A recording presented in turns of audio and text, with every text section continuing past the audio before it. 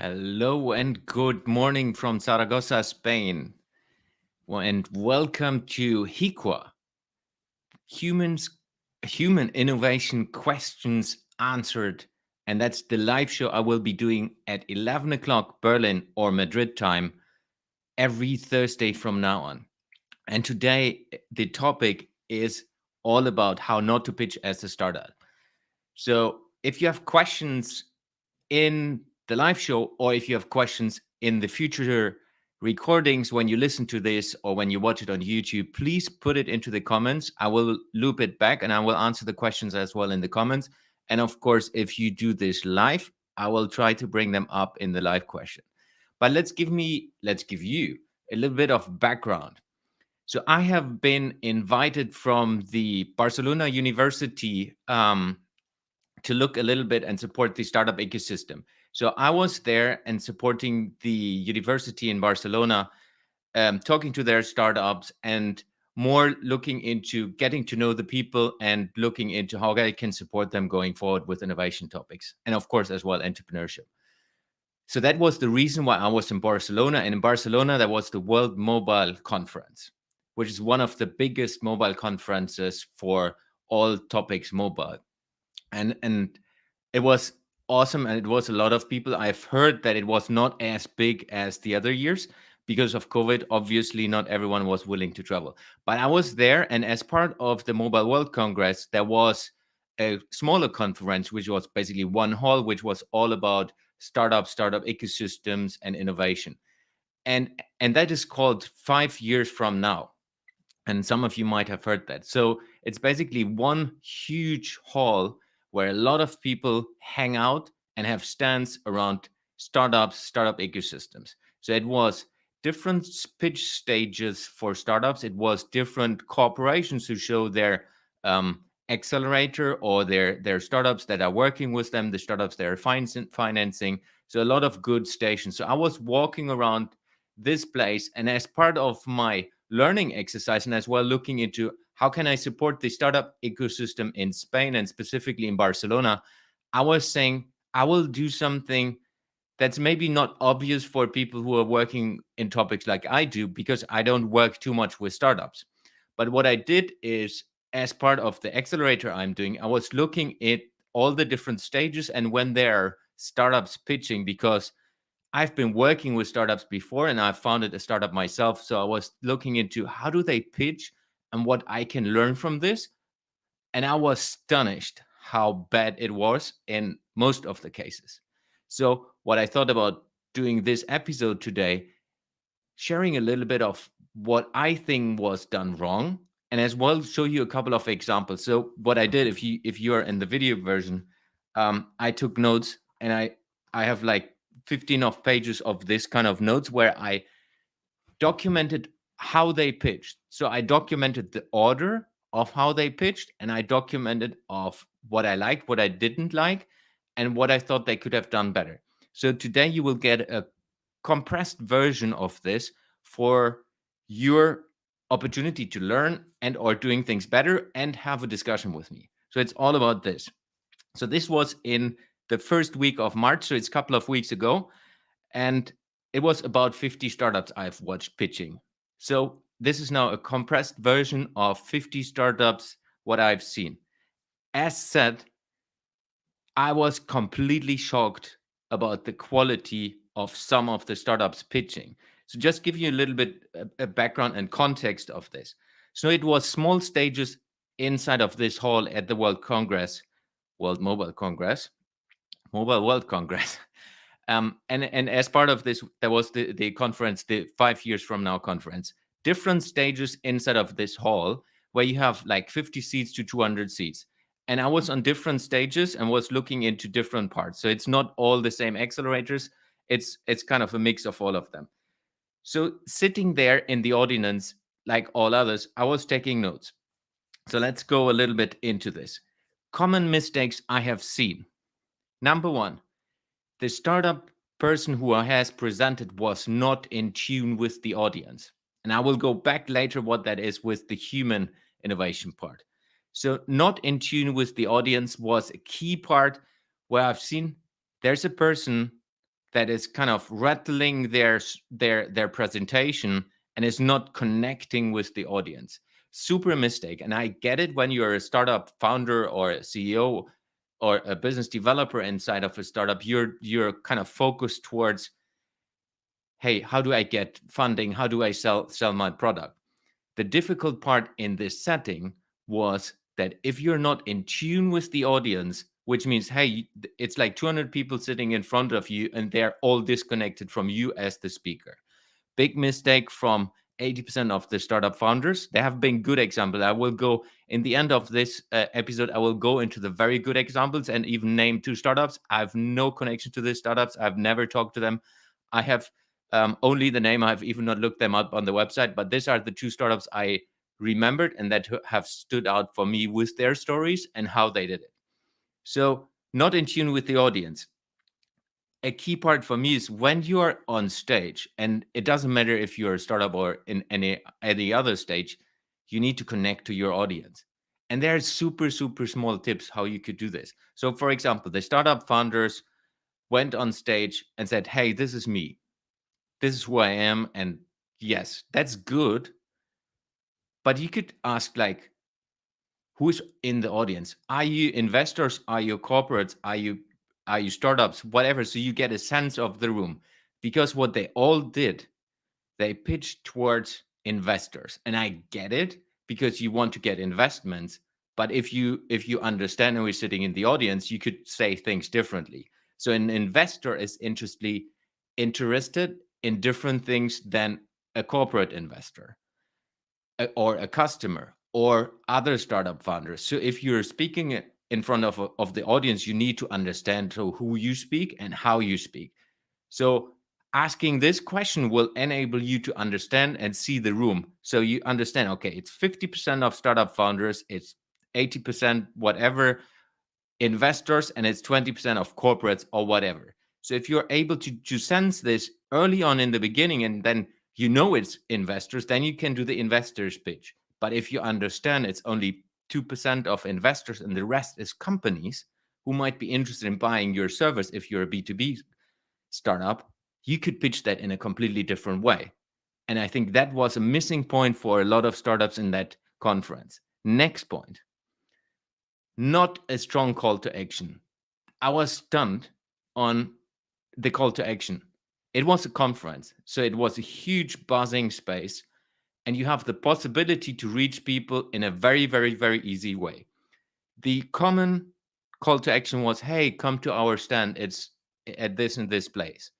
So for me, it's a super weak call to action because I was sitting in this audience. How would I come to that stand? First of all, I need to go into the app. I need to look up where this stand is. I need to find this small startup because the small startups have had just pitching desks basically. So if you would be clever, you put something on screen which is, hey, this is what we are about. This is the way you can connect. Everyone in this world has a phone. You could use very simple ways of, if you have questions, go to this page and ask me this. If you whatever, I'm next to the stage after my pitch, please come to me and we will agree for a meeting. It's like very small things.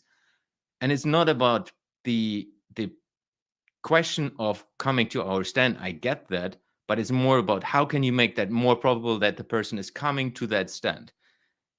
I think it's where they lost a lot, because if you just say to an audience of 200 people, hey, come to my stand and talk to me, I guess it's like a very small percentage of those people. If you would have shown, hey, this is my website, or this is my profile, this is whatever, connect digitally to me, or this is my WhatsApp number, WhatsApp me and I will contact you back, or come to the stage, I'm next to the stage, would be way more powerful, because people who are in the audience can directly connect to that person. Next one, the weak start of the pitch. It was it was fun to see. Of course, I get it. They're young people who are building a startup and they have never been on any stage. So that was most probably uh, kind of their first experience on a bigger stage with 50 or 200 people in the audience. So you're nervous and you're not really into this. I think there can be a lot of different things. I'm just checking the comments here. Okay. So I think there are a lot of things where you could do that. And I think a weak point in this was that the startups who went on stage haven't been supported enough from the accelerators, from the companies I've seen. I think you can help them more on a confidence base to get on stage and be on stage. And sometimes it's maybe better not sending the CEO on stage and sending someone who is confident in speaking. And building up this capability is very, very important. So start off the pitch, as said already, engaging with the audience, being present. So there have been people, they have had cards, so they obviously have been prepared. So they looked at their cards the whole time. So reading, like if you just see this on video right now, I'm looking at my hand, which is like in a 45-degree angle. I'm not looking at the camera like I do now. Huge difference. So if you speak in front of an audience as a startup founder, look at the audience. Have a look at every single person inside of the audience while you speak. Don't look at your cards. You need to be so much prepared that you don't need any slide, anything. Speaking and connecting to the audience is the most important thing. A lot of people didn't do that. There have been good examples. I will go into that. So, no mission. Next one. No mission. It was barely to understand from some people inside of the pitching settings what their mission is. So it was, yes, we have built an app and we do this. So they went into details and they lost the audience already from the beginning because they didn't tell them what do they conquer in the world, what are they about as a higher level, because you need to imagine it's a crowd that has never heard about you, and you go there and they have no understanding of what you are about. So if you directly go into them, hey, and this is an app, they have no understanding of what your business is about. They have no understanding of why should they care. So bringing this mission and the understanding of the why, like a lot of people say, into the forefront and helping everyone to understand, hey, we're here to cure cancer. And there have been very good examples on a health perspective or a technology startup that has pitched in that way. We're here to do this. And then they went into the next step. So everyone in the whole crowd was understanding, okay, that's what they're about. Interesting for me or not interesting for me. Very, very, very important. The last point from the common mistakes is too detailed tech speech. I understand when you're a tech founder, you go into these topics and have a challenge in speaking to a broad audience that is not understanding your technology language. So you need to step back and explain it. I always say when I work with people and helping them to prepare for speeches is you need to talk to the people as if they're your daughter or your son and have no idea what you're doing. Talk to the people as if they have never heard about you, whatever you do, and your product and service, whatever you have, the whole startup. Because then you go into a very, very simple mood. There wasn't a negative example where the person went into, and this is how the code works, and really went into detail. So I just watched around, looked at the audience, and it was like everyone was switched off. Everyone was looking into the phone, which is anyhow the whole time. But it was completely silent, and nobody was listening to that person because that person started to explain the code of their product. Nobody's interested in that. So getting into the two companies that stand out. And as said already in the beginning of this episode, I have zero connection to these startups, and I will most probably never have. But these are two good examples. So when I took notes in this book here, I put pluses to the ones where I said these are good, and this two had two pluses. So that's why I've taken this ones and these two examples. Number one is about storytelling. There was one startup, I think he was the founder, I'm not sure, or the CEO. The person talking about a story. So it's the startup is called Nixie, Nixie for Children. It's what is it? It's kind of an application and education system for kids that are afraid to go into the hospital, getting treated by the hospital, by nurses, and so on. So before these kids go into the hospital, they get access to an application, and then they do some trainings and get to understand what's going to happen. So Nixie is basically the AI or the caricature or comic version of this, and Nixie is explaining what's going to happen so that they're not afraid. He was telling that as a story, and I still remember it today, and that's 3 weeks ago.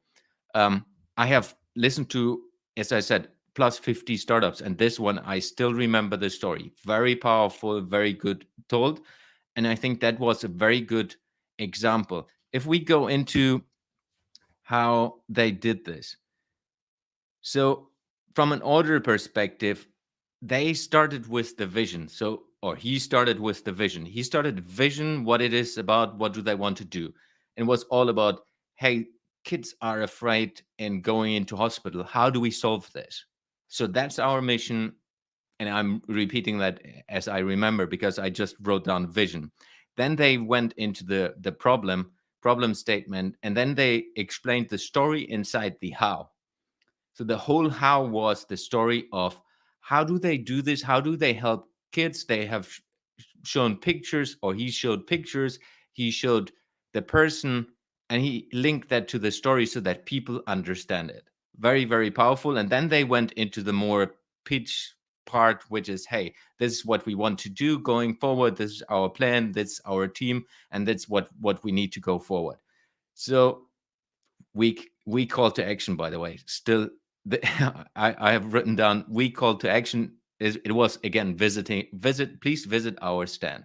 So I think that was the only missing part, but the story was very powerful. So very good example. The next one is user focused.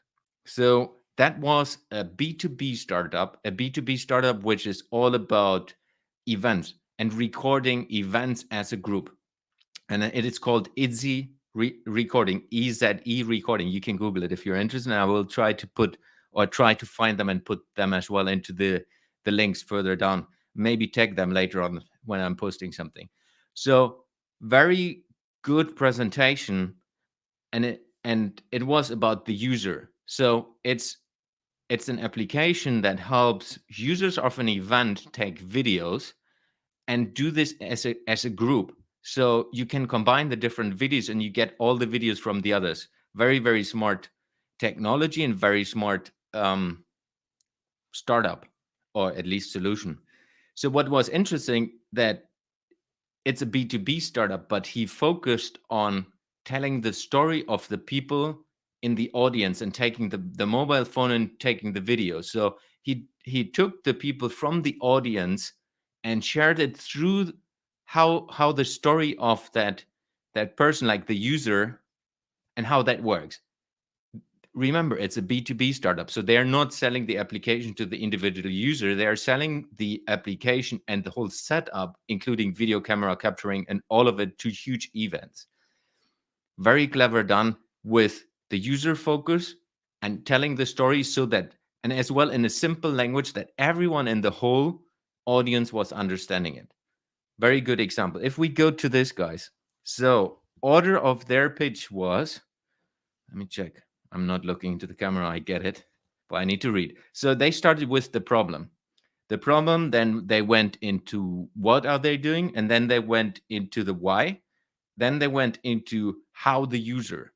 That's again. Then they went into the whole story, how this user perspective works. Then the business model. Then the pricing. Then the point of difference, and then their journey going forward and what they're about to do over the next years.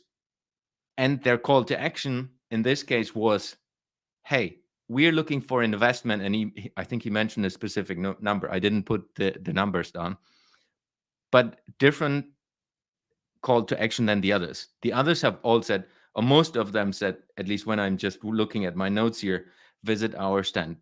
Very, very clear focus. Hey, we're looking for investment. I think it would be way more powerful if would put the call to action at the beginning. I'm here today because I'm looking for investment for an awesome solution that is helping to solve this.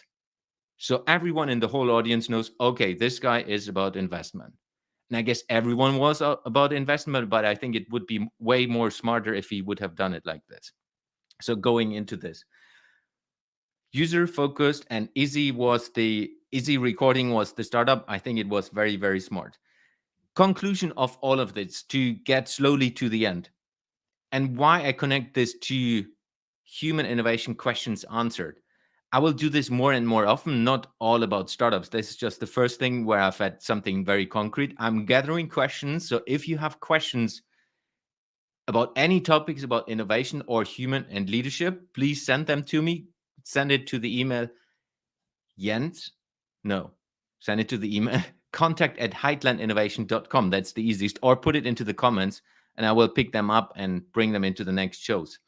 So conclusion for me is focus on the human part. We are all humans and you're talking to humans. It doesn't matter if you talk to an investor, which is a human, a corporation or company, which are about humans, or you end consumers and customers, which are also humans.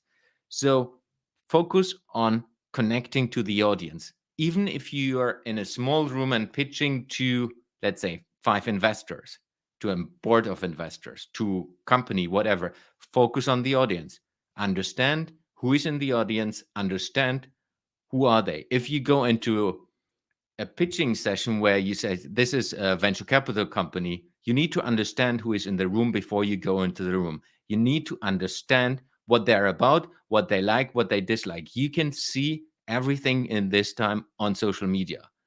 Understand what they are about and then tune your presentation towards that direction. Similar on stage. If you understand who is in the room, you can tune your presentation into that direction. You need to get flexible on this, which means you need to build slide decks that help you to change the story while you do that, while you listen and are in tune with the audience and or company you pitch to. Very important, because then you're way more powerful and not too average with what you do. So connecting to the audience, let them be part of the pitch. You can ask questions as part of them. You can engage with them as part of your pitch. Imagine you're on stage and or you're in the audience. Even better, you're in the audience and there's someone on stage who is engaging with you. You see, when you look at world-class presenters, specifically when it is about pitching, they're engaging with the audience. They're dragging you into their story. They're dragging you into what's going to happen and how you can be part of their story.